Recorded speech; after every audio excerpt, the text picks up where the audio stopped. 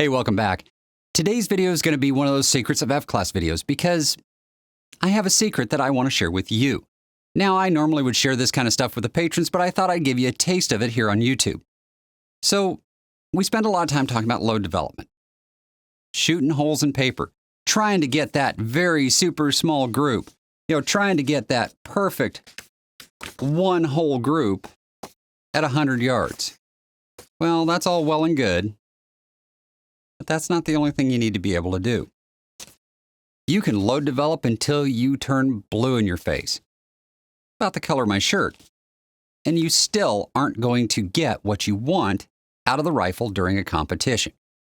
It's inevitable. You load develop at 75 degrees Fahrenheit on a nice sunny day.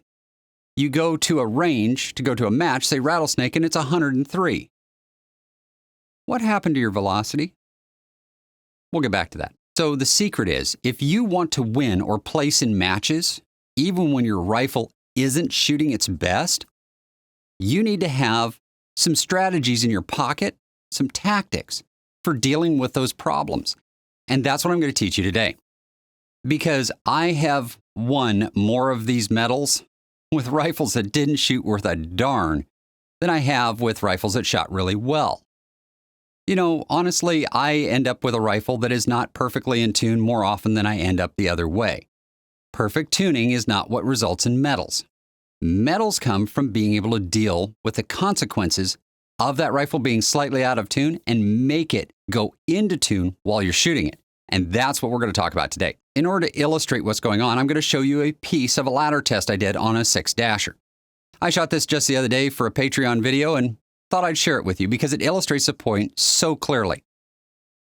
If you look right here, this cluster of shots that are all on about the same elevation, this is what we would call a node. In other words, these are all launched at barrel positions that result in equivalent impact points at the range we are tuning at. Now, I'm not saying that positive compensation exists. I don't believe in that, not at long range.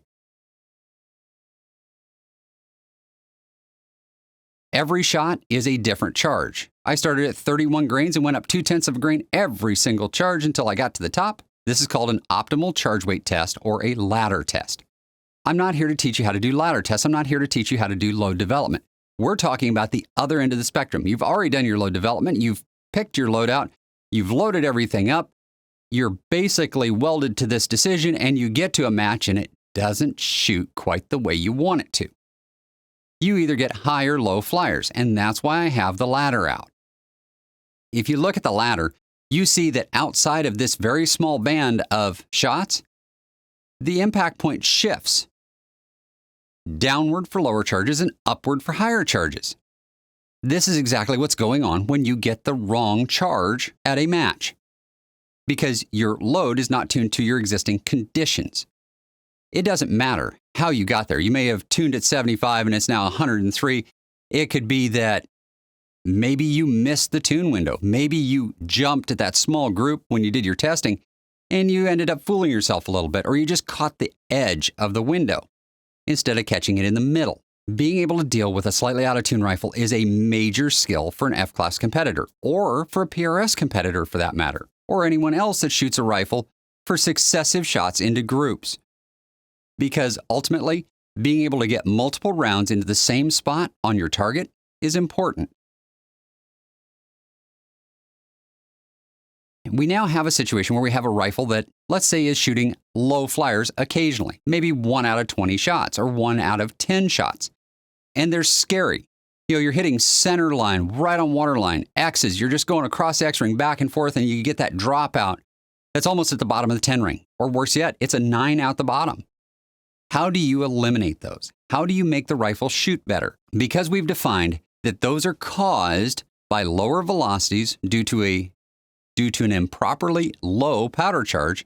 Well, we can't reload the ammo and add a few granules of powder, but what we can do is make the powder behave as if there's more of it.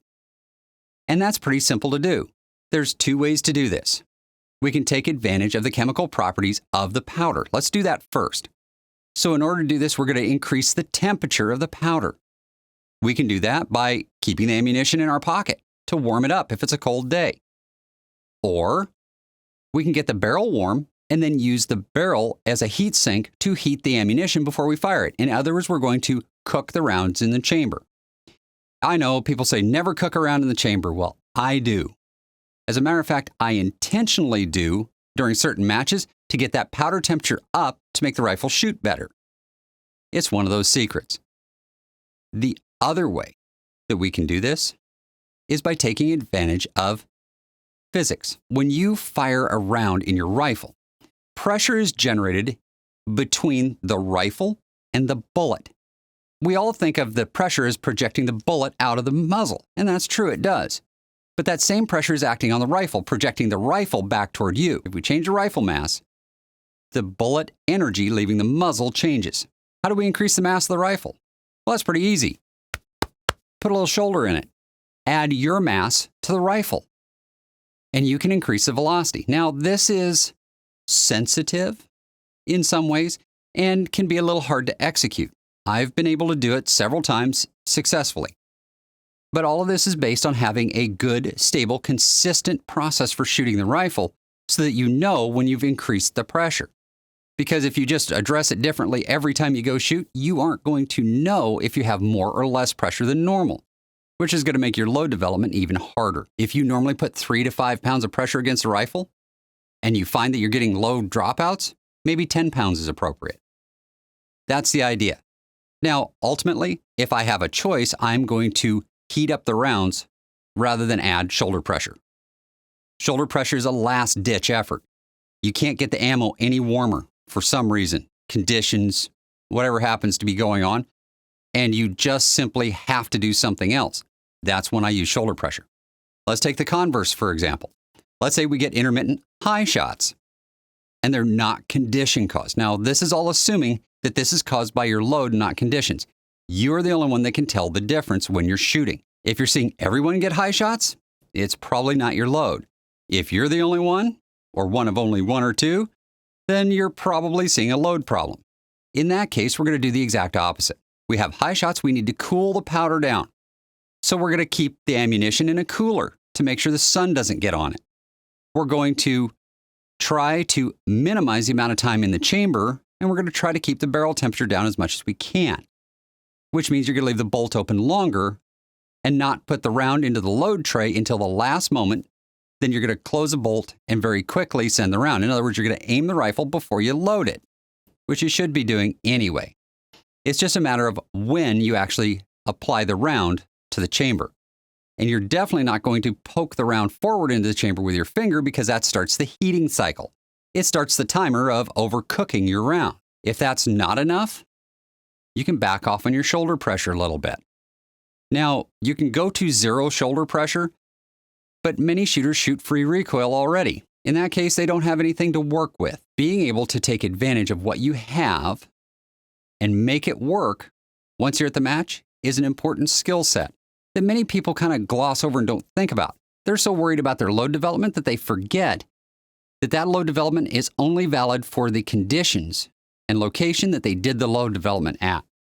Now, this doesn't mean that we aren't going to load develop. We're still going to load develop, and we're going to try to make as tolerant of load as possible because a tolerant load is going to stay in tune better. It's not going to get out of tune as far and may be acceptable without having to make any changes to what we're doing. With that in mind, nothing is perfect. And sometimes you can gain a little bit by using a little strategy in how you control the temperature of your ammunition or your shoulder pressure to make the rifle shoot better. All right, guys, I hope this was helpful to you. Until next time, shoot straight. Think about being able to control your outcomes in real time while they're going on. And I'll see you in the next video.